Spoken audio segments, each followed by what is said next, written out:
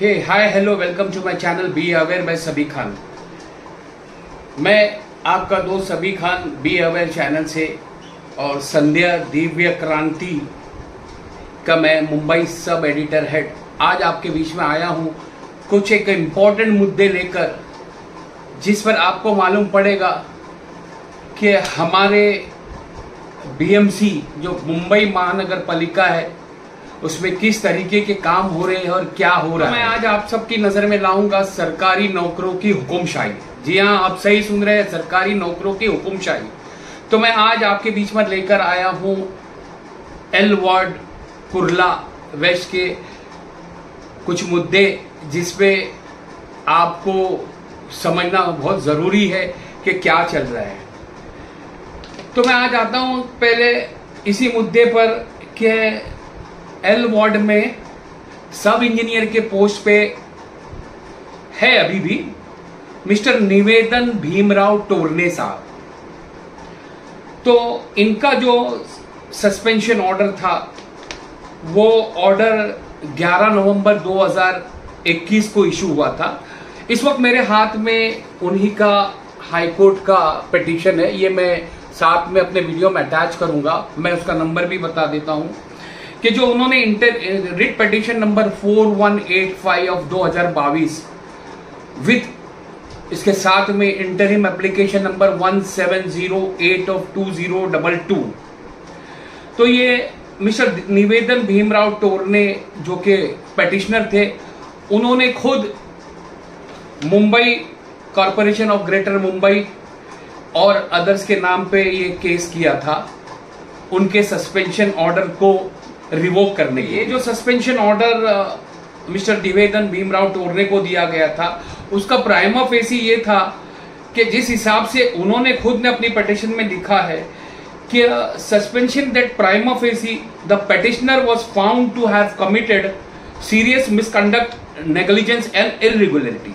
इसका मतलब है कि प्राइमा फेसी में यह पाया गया था कि निवेदन भीमराव टोरने साहब ने सीरियस मिसकंडक्ट उनकी ड्यूटी के रिगार्डिंग उनका नेग्लिजेंस था, यानी लापरवाही थी, और इर्रेगुलरिटी थी, मतलब कि बराबर से उन्होंने काम नहीं किया था। इसी का suspension order assistant commissioner removal of encroachment eastern सबब, इन्होंने ये ऑर्डर दिया था। तो इस केस में निवेदन भीमराव टोरने साहब को इन पर्सन अटेंड करने की इजाजत दी गई थी, जिसमें कि टोरने साहब का ये कहना था कि मेरा जो सस्पेंशन हुआ है ये इसमें मैं बिल्कुल एक कोर्ट के मतलब रिट जो इन्होंने पिटीशन डाला था उसी के लैंग्वेज में बताऊंगा मैं, वही वर्ड्स के साथ। तो apart from placing reliance on the decision in Ajay Kumar Chaudhary supra, the petitioner contends that the report of the assistant commissioner based whereon on the order of suspension has been issued is baseless and far from the truth। तो टोरने साहब का ये कहना था कि ये जो report बनी है असिस्टेंट कमिश्नर एनक्रोचमेंट ईस्टर्न सबब के तरफ से, ये इसका कोई आधार नहीं है और ये कोई सच नहीं है। और इसी के साथ उन्होंने गुहार लाई थी कि ये सब ध्यान में रखते हुए उनको रिजम्पशन ऑफ ड्यूटी दिया जाए, यानी कि उनके जो सस्पेंशन ऑर्डर को सेटिसाइड करके उनको नौकरी पे यानी कि ड्यूटी रिज्यूम करने की इजाज़त दी जाए। Assistant commissioner encroachment eastern suburbs का ये कहना था कि शुरुआती दौर में ये ऑर्डर मतलब इस इंक्वायरी को ऑडिट डिपार्टमेंट और विजिलेंस डिपार्टमेंट को दिया गया था, मगर जब 90 डेज में ये रिपोर्ट तैयार नहीं हुई, इंक्वायरी रिपोर्ट तैयार नहीं हुई, तो इमरजेंसी में ये असिस्टेंट कमिश्नर को दिया गया एनक्रोचमेंट जो ईस्टर्न सबर्ब्स के हैं। Assistant commissioner encroachments eastern suburb ने बताया कि कुर्ला कुरेश नगर में अनऑथोराइज्ड और इलीगल कंस्ट्रक्शंस होने के बावजूद भी इन ऑफिसरों ने कोई संज्ञान नहीं लिया, अपनी ड्यूटी नहीं की। कमेटी के मेंबर्स थे जिसमें Shrimati Priya D Hankare, deputy chief officer inquiry zone 5, और Shri Vijay Kodalkar, investigation officer, stated that the work of recording of the statements of 20 employees has been completed। उन्होंने ये बताया क्या 20 एम्प्लॉयज का स्टेटमेंट रिकॉर्डेड हो गया है and the inquiry report shall be submitted in the meeting and the inquiry report shall be submitted in next few days. और उन्होंने ये भी बताया कि इंक्वायरी रिपोर्ट कुछ ही दिनों में आगे सबमिट किया जाएगी। इस मैटर को बहुत ही डीप तक, the matter was discussed in deep, taking into the consideration background of this matter and seriousness, it was decided unanimously to continue the suspension of the following 4 employees।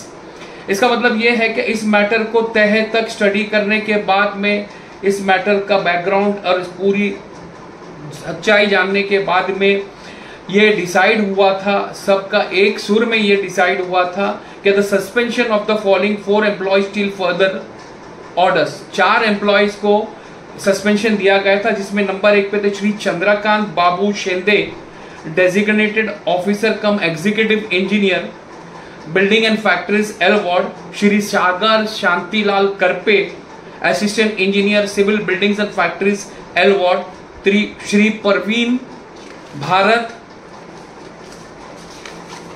Vasave, the then assistant engineer building and factories L ward, जो पहले engineer थे Praveen Vasave L ward के, जो कि उस वक्त, जिस वक्त ये दाखिल हुआ उस वक्त ट्रांसफर टू जी वार्ड में ट्रांसफर कर दिया गया था। और चौथा नंबर Shri Nivedan Bhimrao Torne, the sub engineer building and factories L ward, presently transferred to the office of deputy chief engineer slum sanitation and program.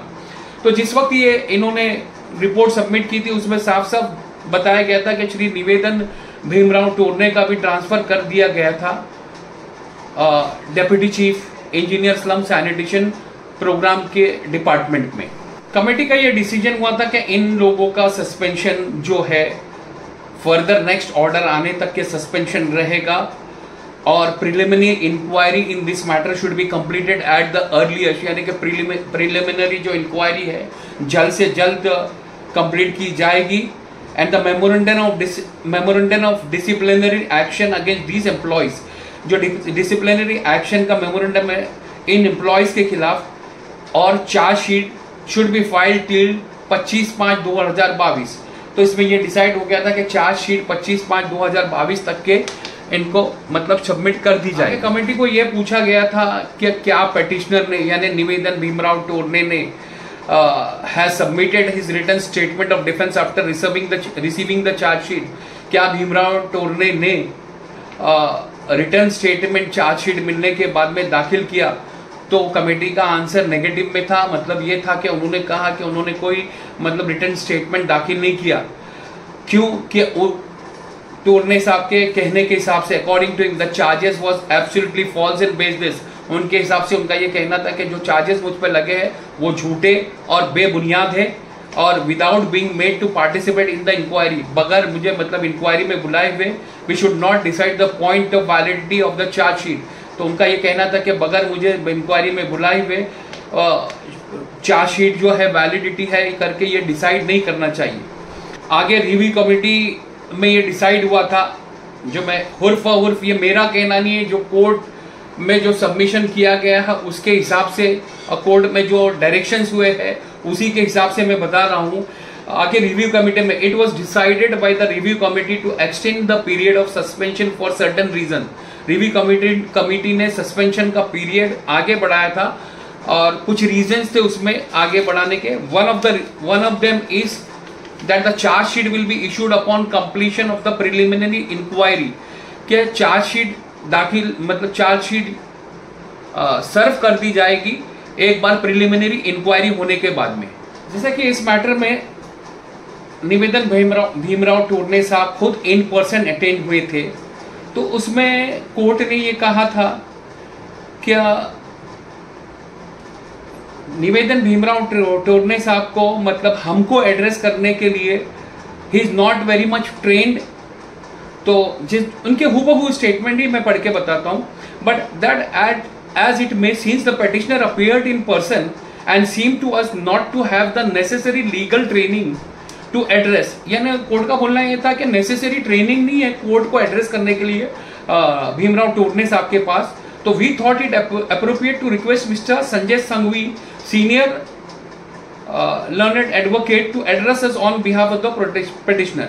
तो कोर्ट ने वहां पर कोर्ट रूम में बैठे हुए senior lawyer mister Sanjay Sanghvi से रिक्वेस्ट किया कि आप on behalf of Bhimrao Torne साहब के बिहाफ पे आप कोर्ट को उनकी बातें रखें कोर्ट के सामने। तो ये रिक्वेस्ट संजय संघवी साहब ने मानी। Mr. Sanjay Sanghvi was also emphasized the need for completion of the proceedings within the shortest possible time. उन्होंने ये भी माना कि completion of proceeding यानी proceeding का completion जो है बहुत जल्द से जल्द होना चाहिए। और उन्होंने ये भी कहा also agreed that this was not the appropriate stage for the court to examine whether the allegations leveled in the charge sheet are false or baseless. Mr. Sanjay Sanghvi साहब ने ये भी कहा कि ये स्टेज वो नहीं है कि मतलब जो चार्जशीट है, चार्जशीट में जो आरोप लगे हैं वो गलत है या सही है, ये स्टेज नहीं है डिसाइड करने का। इसीलिए प्रिलिमिनरी जो इंक्वायरी जो है, डिसिप्लिनरी प्रोसीडिंग्स जो इंक्वायरी है वो कंप्लीट होना चाहिए और उसमें पिटिशनर को adequate and reasonable opportunity written statement के लिए देना चाहिए। उनका कहना यह था कि डिसिप्लिनरी इंक्वायरी जल्द से जल्द कंप्लीट करना चाहिए और टोरने साहब को एक एम्पल टाइम और अपॉर्चुनिटी देना चाहिए उनके रिटन स्टेटमेंट के लिए। तो अब मैं आता हूं सबसे मेन मुद्दे पर कि कोर्ट ने यह कहा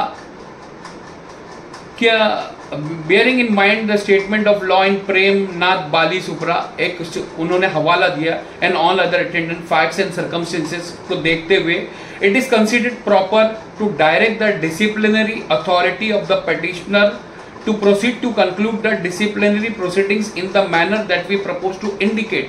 यानी उन्होंने ये डायरेक्शन दिया कि प्रोसीडिंग्स को हम जिस तरीके से डायरेक्शंस दे रहे हैं उसको फॉलो अप करना है, and it is accordingly ordered as follow. अब आता है मेन मुद्दा कि कोर्ट ने ऑर्डर क्या किया था। जो मेन मुद्दे है, जो डायरेक्शंस है वो तो समझ लो एक 13 डायरेक्शंस दिए गए थे उसमें, जिसमें से मेन जो होंगे मैं उसी को पढ़ के बताऊंगा। तो petitioner shall be at liberty to put in his statement of the defence to the chargesheet within a fortnight from date. उस वक्त से 15 दिन में पेटिशनर को रिटर्न स्टेटमेंट यानी भीमराव टोरने को देना था, to the chargesheet within chargesheet case में देना था। Not later than 7 days from the date of receipt of the written statement of the defense of the petitioner, the disciplinary authority shall take a decision whether an inquiry into petitioner's conduct is necessary. इधर petitioner के statement देने के बाद, petitioner को 15 दिन में statement देना है, उसके बाद में स्टेटमेंट देने के 7 दिन बाद डिसिप्लिनरी अथॉरिटी को यह फैसला लेना है कि इसमें इंक्वायरी करना है या नहीं करना है। तो अब मेरा जो यहां पर मुद्दा है और जिस लिए मैं ये वीडियो बना रहा हूं, ये जो मनमानी चल रही है,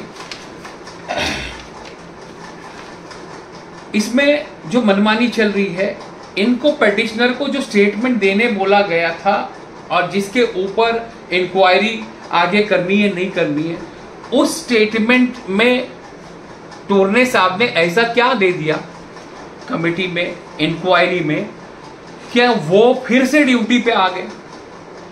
यहां पर नोट करने वाली बात यह है कि बीएमसी खुद टोरने साहब को सस्पेंशन देती है। सस्पेंशन देने के उनके एनक्रोचमेंट की जो assistant commissioner encroachment eastern suburbs की रिपोर्ट के मुताबिक में वो सस्पेंशन होता है उनका। इंक्वायरी कमेटी बैठती है, कोर्ट में टोरने साहब जाते हैं, कोर्ट के डायरेक्शंस आते हैं कि टोरने साहब को एक रिटर्न स्टेटमेंट देना पड़ेगा और अगर सैटिस्फैक्टरी होगा और अगर कमेटी को लगता है इंक्वायरी की जरूरत नहीं तो इंक्वायरी की जरूरत नहीं होगी। अब मुद्दा यह है मेन कि क्या ऐसा पाया गया था कि जो निवेदन भीमराव टोरने साहब को सस्पेंशन कर दिया गया था, साथ में 4 लोगों को और डिसिप्लिनरी एक्शंस हुए थे, तो क्या ऐसा पाया गया और क्या ऐसा स्टेटमेंट टोरने साहब ने दिया कि उनको फिर से नौकरी पर ले लिया गया। इसी सवाल को लेकर मैंने आरटीआई किया। आरटीआई मैंने ईस्टर्न सबर्ब्स में किया असिस्टेंट कमिश्नर को, आरटीआई मैंने जी नॉर्थ में इंक्वायरी ऑफिसर्स को किया, मुझे कोई सेटिस्फैक्टरी जवाब। आरटीआई मैंने एल वार्ड में भी किया, एल वार्ड का मेरे को एक आरटीआई का जवाब ही नहीं आया, जिसके लिए मैंने अपील किया फर्स्ट आरटीआई का एल वार्ड में, उसका कोई अभी तक के अपील का जवाब नहीं आया। मैंने सेकेंड आरटीआई एल वार्ड में डाला, उसका कोई जवाब नहीं आया।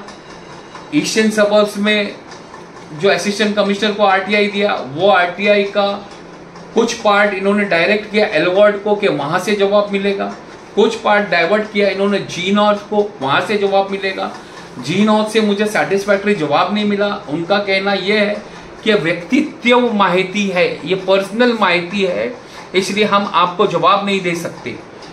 तो ये कोई ऐसी देश की बॉर्डर की माहिती नहीं थी या कोई ऐसी खुफिया माहिती नहीं थी कि नहीं दे सकते।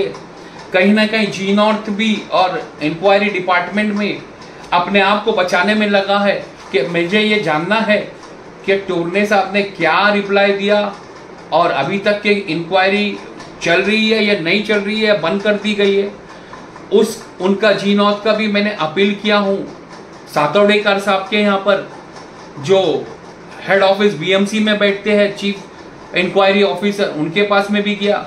उनके डिपार्टमेंट से मुझे एक डेट दे दी गई अभी और टाइम दे दिया गया मेरी फर्स्ट अपील के ऊपर, उस पर डिस्कशन होगा। तो यहाँ पर मैं बहुत गंभीर सवाल उठा रहा हूँ। अब मैं पूरे के पूरे डायरेक्शंस न पढ़ते हुए वीडियो को शॉर्ट में करके मैं गंभीर सवाल उठा रहा हूँ कि जब बीएमसी ने टूर्ने साहब का सस्पेंशन किया था उसके ग्राउंड से, तो क्या वो सस्पेंशन गलत था या अब जो टूर्ने साहब एक्सप्लेनेशन दिए या जो भी किए, जिस बेस पे उनको उनका ऑर्डर रिवोक करके उनको ड्यूटी पे लिया गया, तो क्या ये सही है? इतना तो समझ में आता है कि दोनों चीजें सही नहीं होती है, हो सकती है, क्योंकि पहले अगर चीज गलत होती, रिपोर्ट गलत होती, तो ये बीएमसी ऑफिसर्स सस्पेंड नहीं होते, और अगर वो सही थी, सस्पेंड हुए, तो फिर ये गलत रिप्लाई या क्या, कुछ ना कुछ मैं कहूंगा दाल में काला नहीं है। फिर से जैसा कॉमन जो डायलॉग है, पूरी दाल ही काली है। और इससे इस वीडियो को municipal commissioner of Mumbai, chief vigilance officer, chief inquiry officers, इन सब को संज्ञान लेना होगा। इसमें यहीं तक के नहीं, यह मैटर एंटी करप्शन में भी जाता है, इसमें एंटी करप्शन ब्यूरो को भी संज्ञान लेना होगा। और एक चीज मैं बता दूं कि टूर्ने साहब ने जो कोर्ट में कहा है कि जिस इलीगल कंस्ट्रक्शन का इन्होंने हवाला दे के बात किया है, मुझ पे आरोप लगाए है, वो बिल्डिंग वहां पर है नहीं, वहां पर कुछ ऐसा इलीगल कंस्ट्रक्शन हुआ ही नहीं। मैं आपको दावे के साथ और चैलेंज के साथ बताता हूं, जिस बिल्डिंग के रिफर किया गया और जिस पे इंक्वायरी लग के ये मैटर आगे बढ़ा और जिस पे सस्पेंशन हुआ, उस बिल्डिंग का इलीगल कंस्ट्रक्शन मैं ऑन साइट बड़े अधिकारियों को, बीएमसी के जितने बड़े ओहदेदार अधिकारी है, उनको मैं इसका साइट विजिट करवा सकता हूं। तो अब देखना यह है कि एल वार्ड में जो इतनी धांधली चल रही है, ये कब जाकर रुकेगी और इन ऑफिसरों को, इन सब इंजीनियर्स के ऊपर जो लोग हाथ रख रहे हैं डिपार्टमेंट्स के, उनका पर्सनल मुफाद क्या है। ये कहीं ना कहीं एक बहुत बड़ा स्कैंडल और बहुत बड़ा रैकेट ओपन होने वाला है।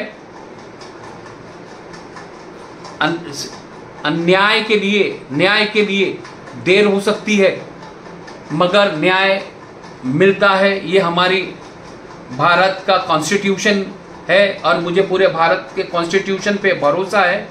बहुत ही जल्द इसमें बहुत सारी चीजें उजागर करने वाली निकलेगी और कितने बड़े स्कैंडल्स हुए हैं एल वार्ड में बैठकर, ये पूरे जग जाहिर होने वाला है।